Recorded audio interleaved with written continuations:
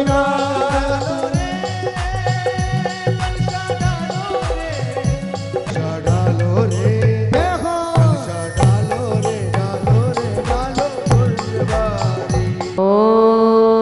श्री वैश्वदेव श्री वर्धमान पर्यंत चतुर्विशंति अरहंतो भगवन्तः सर्वज्ञ परिवार अस्माकं सर्वेषां श्रीमान संजय कुमार जी, अजय कुमार जी, अभय कुमार जी समस्त घी परिवार से श्री विमल कुमार जी, मनीष कुमार जी, अभिषेक कुमार जी सर्व परिवार से श्री दीपक कुमार जी सर्व परिवार से, श्री आशीष कुमार जी सर्व परिवार से, प्रासु सर्व परिवार से, हनी सर्व परिवार से, सर्वदेश से, सर्व राष्ट्र से, सकल दिगंबर जैन समाज से, सोना परिधि जोली जोली संगीता मोहिनी जैन स्वास्थ्य लाभ हेतु पुष्टि रस्तो पवन ऊंचा जिनेश्वर का पहाड़ों की ऊंचाई है सूर्य गिरे रे विशाल गोंबक ओ महिला मंडल आती चवर लेके आती ओ भक्त गण आते चवर लेके आते चढ़ाएंगे जिनेश्वर को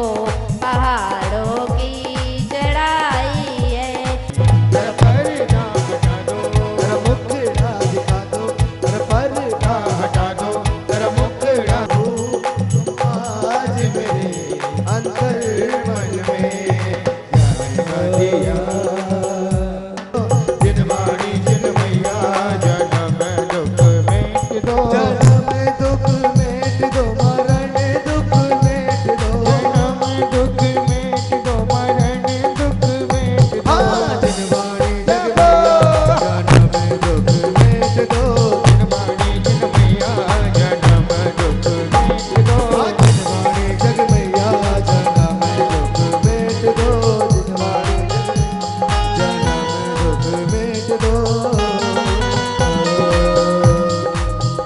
चलते हैं उत्तम सत्य धर्म की ओर।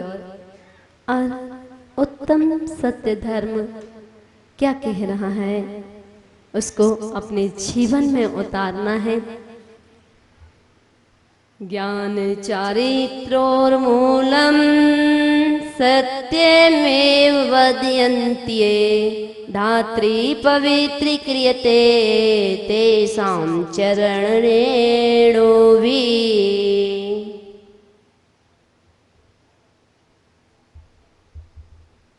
जो सत्य पुरुष ज्ञान और चारित्र के कारण भूत सत्य वचन ही बोलते हैं उनके चरणों की रज पृथ्वी को भी पावन बना देती है।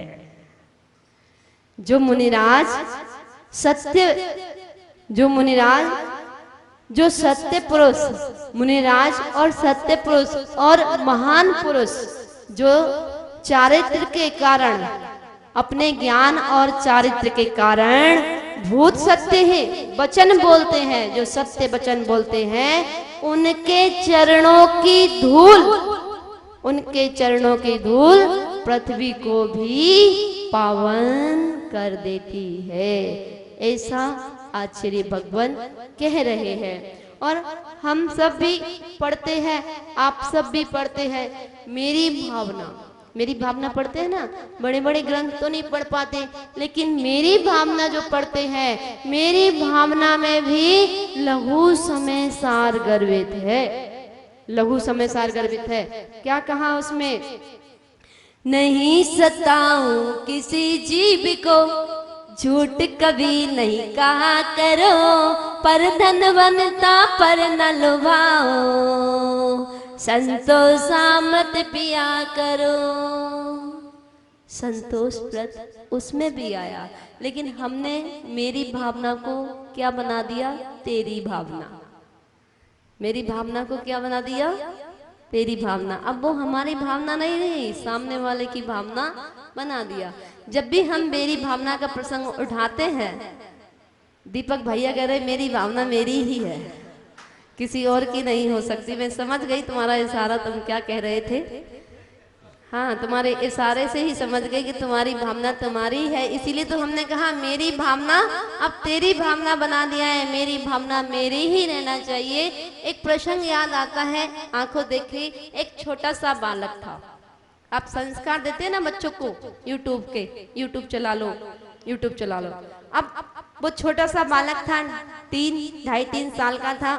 उसकी दादी ने बोला कि बेटा मेरी भावना निकाल दे, यूट्यूब में से मेरी भावना निकाल दे, मैं मेरी भावना सुनूंगी। तो वो बच्चा ने कहा, बोलता है दादी की भावना निकल, दादी की भावना निकल। अब वो निकले नहीं तो कहने लगा दादी इसमें तो आ ही नहीं रही दादी की भावना। तो दादी ने बोला नहीं बेटा ऐसे बोलो, मेरी भावना तो निकल के आएगी। तो जब हम अपने बच्चों के अंदर संस्कार डालेंगे, मेरी भावना पढ़ने के, आलोचना पाठ पढ़ने के, 6 ढाला ग्रंथ पढ़ने के, पूजन करने के, रात्रि भोजन त्याग करने के, देव दर्शन करने के, अभिषेक करने के, शांति धारा करने के, जब हम अपने बच्चों के अंदर संस्कार डालेंगे, वही संस्कार आगे जा करके मुनिराज का रूप धारण करते हैं। और जो मुनिराज आरिका का रूप धारण करते हैं, वही सिद्धालय की यात्रा करते हैं। तो हमें अपने बच्चों के अंदर संस्कार अवश्य डालना चाहिए। एक दृष्टांत के माध्यम से आपको ले चलती हूँ सत्य की ओर, कि सत्य धर्म का कैसे पालन करते हैं। मुनिराज के भी 13 प्रकार का चारित्र होता है, उसमें भी 5 महाव्रतों में एक महाव्रत आया है सत्य महाव्रत। तो हमें सत्य का हमेशा पालन करना चाहिए। हम सत्य का मार्ग ना छोड़ें। एक झूठ के लिए, एक सच को छुपाने के लिए कितने झूठ बोलने पड़ते हैं, कितने झूठ बोल रहे हैं, हजारों झूठ बोलने पड़ते हैं। पर झूठ तो छुपा सकते, पर सत्य को कोई नहीं छुपा सकता। सत्य की हमेशा जीत होती है और झूठ तो कभी ना कभी खुल ही जाता है। तो एक दृष्टांत के माध्यम से लेकर के चलती हूँ। एक नगर में बहुत बड़ा राजा रहते थे। वहां के वो राजा बड़े ही बहुत ही विशाल, अच्छे, धार्मिक प्रवृत्ति वाले थे, करुणा दया के धारी थे। अपने नगर में किसी को भी, प्रजा को दुखी नहीं होने देते थे, हमेशा प्रजा का ध्यान रखते थे। तो वे राजा अपने राज दरबार में सिंहासन पे बैठे हुए थे और उसी बीच एक मूर्तिकार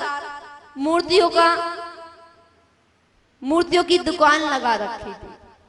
अब जब मूर्तियों की दुकान लगा रखी थी तो मेले में जो मूर्तियों की दुकान लगा रखी थी, उस मेले में मूर्ति की दुकान पर सारी मूर्तियां थी, सारे भगवानों की मूर्तियां थी, सब तरह की मूर्तियां थी। वो मूर्तिकार बहुत ही अच्छा था, जैसे आप बैठे हो आपकी कॉपी करके हूबहू बना दे, ऐसा वो मूर्तिकार था। तो उसकी दुकान पे सारी मूर्तियां थी, देवियों की, देवताओं की, सभी की मूर्तियां थी। एक मूर्ति उस पर शनि की थी, शनि की मूर्ति। तो सारी मूर्तियां तो बिक गई, पर एक मूर्ति रह गई। कौन सी? शनि की मूर्ति रह गई। अब जब शनि की मूर्ति रह गई तो राजा को पता चला कि मूर्तिकार की मूर्ति नहीं बिकी है, शनि की मूर्ति रह गई है। जब राजा के पास ये संदेश आया तो राजा ने अपने सेवकों को स्वीकृति दे दी कि जाओ तुम शनि की मूर्ति ले लो और अपने राजमहल में रख दो। सेवकों ने ऐसे ही किया। वो शनि की मूर्ति लेकर के और बाजार से खरीद करके, उस मूर्तिकार से लेकर के राजमहल में रख दी गई। अब जैसे ही मूर्ति रख दी तो राजा रात्रि की बेला में विश्राम कर रहे हैं और उन्हें दिखाई दे रहा है कि एक सजी धजी महिला दरवाजे की तरफ जा रही है। क्या देखते हैं वो? एक सजी धजी महिला दरवाजे की ओर जा रही है हल्की सी नींद खुलती है और वह पूछते हैं कि आप महल के बाहर कहाँ जा रही हो और आप कौन हो। तो वह सजी धजी महिला कहती है मैं लक्ष्मी हूँ और जहाँ शनि का वास होता है वहाँ लक्ष्मी नहीं रुकती है। कोई बात नहीं, राजा सो जाते हैं और लक्ष्मी गेट के बाहर चली जाती हैं। अब फिर देखते हैं कुछ नींद में फिर डूबते जा रहे हैं तो देखते हैं कि कोई पुरुष कृति सामने से चली जा रही है। अब फिर वह नींद में ही पूछते हैं कि ये जो पुरुष आकृति इतनी सुंदर है ये कहाँ जा रही है।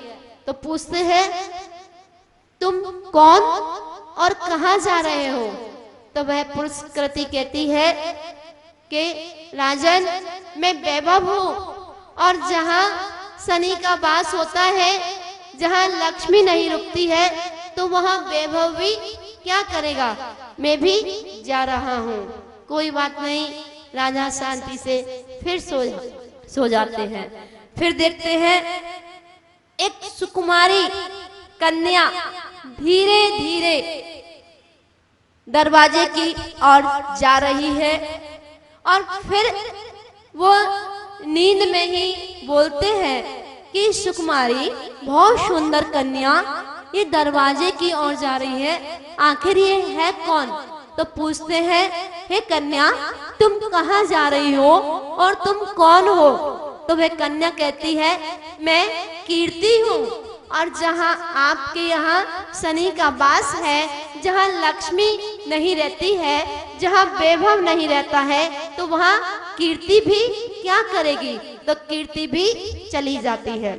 अब देखते हैं कि नींद में है और जैसे ही नींद खुलती है सुबह प्रातःकालीन होता है और उनका पुत्र जब आता है वह देखता है पूरा कोष खाली हो गया, पूरा राज दरबार में कुछ नहीं बचा, सब लक्ष्मी चली गई, वैभव चला गया, कीर्ति चली गई। तो पुत्र ने भी मुख मोड़ लिया और पुत्र भी चला गया। जब रानी देखती है कि लक्ष्मी चली गई, वैभव चला गया, कीर्ति चली गई, पुत्र भी चला गया, तो अब मैं क्या करूंगी। तो वह भी पियर चली जाती है, क्योंकि महिलाओं के पास तो एक ही धमकी होती है बस, पुरुषों के पास तो वो धमकी होती नहीं है। तो महिलाओं के पास एक ही धमकी होती है, अगर तुमने मेरी बात नहीं मानी तो मैं चली अजमेर, मैं चली बंबई, मैं चली कलकत्ता, मैं चली दिल्ली, बस हाँ मायके जहाँ जहाँ भी मायका है। तो महिलाओं के पास एक ही धमकी होती है, मैं तो पियर जा रही हूँ। तो पियर के डर की माने भैया लो 9 लाख का हार पहन लो, तुम उनकी पूर्ति करनी पड़ती है। तो रानी ने भी कहा कि जब सब ही चला गया तो मैं यहाँ क्या करूंगी, वह भी पियर को चली जाती है। अब तक भी राजा शांत है, कुछ नहीं कहा और राजा विश्राम कर रहे हैं। अब देखते हैं कि कोई सुंदर सा आकार लिए और बाहर की ओर पुरुष ऐसा देखते हैं, सुंदर वाइट कपड़ों में कोई बाहर जा रहा है और जैसे ही पूछते हैं कि ये आकृति किसकी है, कौन हो तुम और कहाँ जा रहे हो। तो वह आकृति कहती है मैं सत्य हूँ, जहाँ लक्ष्मी नहीं हो, जहाँ वैभव नहीं हो, जहाँ कीर्ति नहीं हो, जहाँ पुत्र नहीं हो, जहाँ पत्नी नहीं हो, जहाँ शनि का निवास हो, तो मैं सत्य भी क्या करूँगा। तो राजा को राजा एकदम चिंतित हो जाता है और उस सत्य के पैर पकड़ लेता है। कहता है हे सत्य महाराज, अगर तुम ही चले जाओगे तो मैं इस घर में क्या करूंगा। तुम्हारे कारण तो मैंने लक्ष्मी को भेज दिया, तुम्हारे सत्य के कारण तो मैंने वैभव को विदा कर दिया, सत्य के कारण कीर्ति को भेज दिया, सत्य के कारण पुत्र को भेज दिया, सत्य के कारण रानी को भेज दिया। अब तुम भी चले जाओगे तो इस घर में मैं क्या करूंगा? मैं तुम्हारे बिना नहीं रह सकता, सत्य के बिना नहीं रह सकता, बाकी सब चीजों के बिना रह सकता हूँ पर सत्य के बिना नहीं रह सकता। जैसे ही सत्य देखता है कि ये इनके मन में सत्य के प्रति इतनी श्रद्धा, अगाध श्रद्धा, और इन्होंने सबको विदा कर दिया, लेकिन ये सत्य के पैर नहीं छोड़ रहे हैं, तो सत्य आकर के रुक जाते हैं। और जैसे ही सत्य उनके हृदय में वास हो जाते हैं, वैसे ही लक्ष्मी भी वापस आ जाती है, वैभव भी वापस आ जाता है, कीर्ति भी वापस आ जाती है, पुत्र भी वापस आ जाता है और रानी भी वापस आ जाती है। राजा का वैसे ही महल और पूरा सब कुछ, जैसे उसका राज दरबार था, वैसे ही सब संपन्नता उनको मिल जाती है। किसके कारण? सत्य के कारण।